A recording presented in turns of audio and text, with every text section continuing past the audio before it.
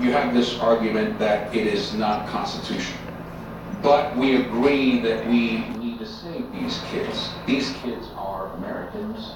They don't know how to speak Spanish. They have American values. They play Little League. They are as American as anyone else. And to kick them out, so let's change the law.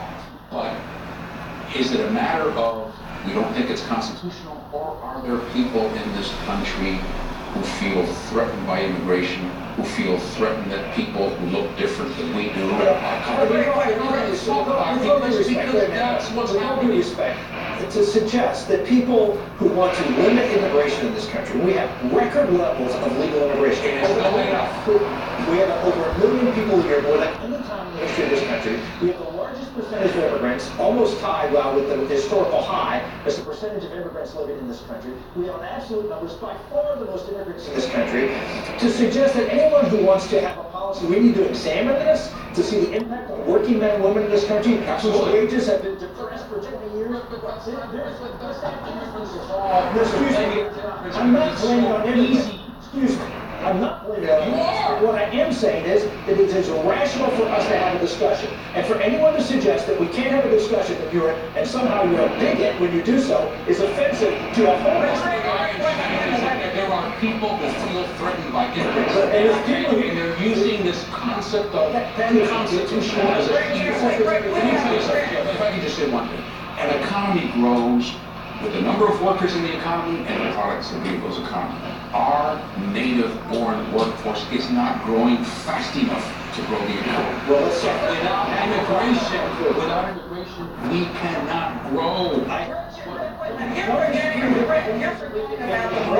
But to suggest that the immigration patterns that we have today is beneficial to America is a legitimate discussion.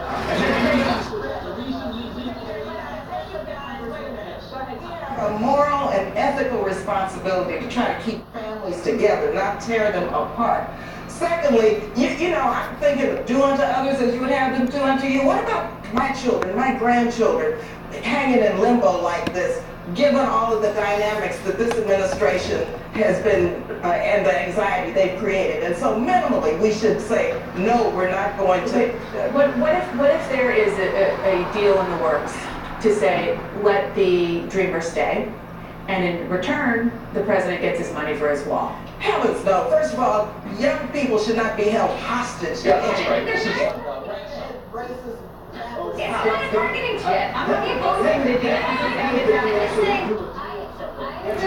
I appreciate that Rick Santorum and Donald Trump want to use 800,000 people's lives as a bargaining chip for an unnecessary wall or other things. But that's not what leadership is. Leadership is actually saying what's right or wrong to do. And the fact that if you think it's wrong, don't use them as a bargaining chip. If you think it's right, don't use them as a bargaining chip. I add something to that, because a lot of people will be saying this is a leadership moment for the president, and if he makes a tough decision to get rid of DACA, then he's showing leadership.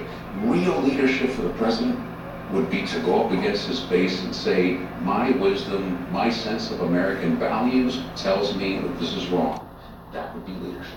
What would be leadership is the president enforcing the law instead of the president seeing himself above the law. We had a president in the past, the last president, to do that on a routine basis. This president hopefully will obey the law. If the president wants to put forward an option to go to the Congress to fix this, as I will remind my Democratic colleagues here, President Obama had a Democratic Congress, and while I'm talking to these two, and my Democratic colleagues, that President Obama had 2 years, we had complete control of the House and Senate, and didn't move any docket, didn't move anything. So the idea that there is now this outrage that Republicans are not cooperating, you know what the deal has always been.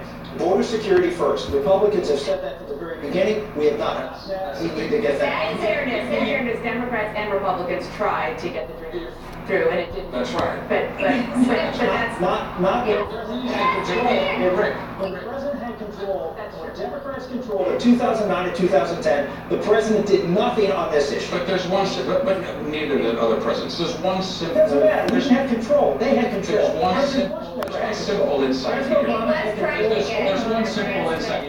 The reason we have undocumented workers is because our laws do not serve our economy. And that is the problem. And unless Congress acts and the executive branch acts, our laws don't work. We need 1 million people in farming. You don't enforce This is, it. okay, but we're Our actually laws DACA. don't work. We don't have enough immigrants coming in. DACA isn't actually about undocumented immigrants. DACA is actually about people who were brought here, kids who've been brought here. They've actually gone through the system. They've given their addresses. They're not living in the shadows.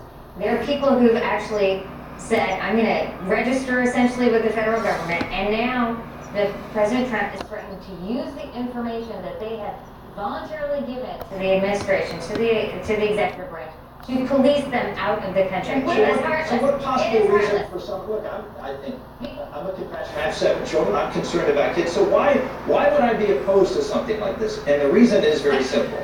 The reason I'm opposed to DACA